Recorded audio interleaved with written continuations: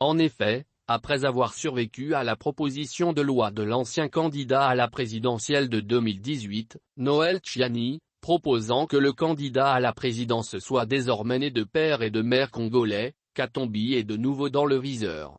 Cette fois-ci, des députés dits révolutionnaires, dissidents de la famille politique de Katumbi, encouragent la justice congolaise à piocher sur le dossier de chaque candidat déclaré à la présidentielle, particulièrement concernant la nationalité. Katumbi va dans les cérémonies des Juifs, il ne cesse de brandir la nationalité de ses parents, l'amener à la tête du pays, c'est brader la RDC, soutient le député, Eric Ngalula, membre du parti présidentiel qui appelle, au passage, à faire bloc contre la candidature annoncée de l'ex-gouverneur du Katanga à la présidentielle.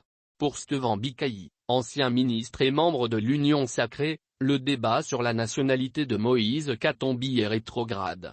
Il estime que la candidature de Katumbi à la prochaine présidentielle doit être retenue. Il ne faut pas induire le chef de l'État en erreur. Notre pays est fragile, dit-il.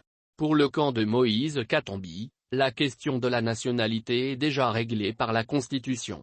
Nous ne devons pas faire marche arrière dans le pays. Il faut que l'on respecte la Constitution du pays.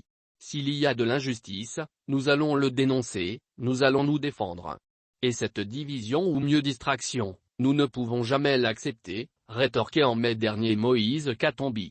La constitution de la RDC stipule en son article 10 que la nationalité congolaise est soit d'origine, soit d'acquisition.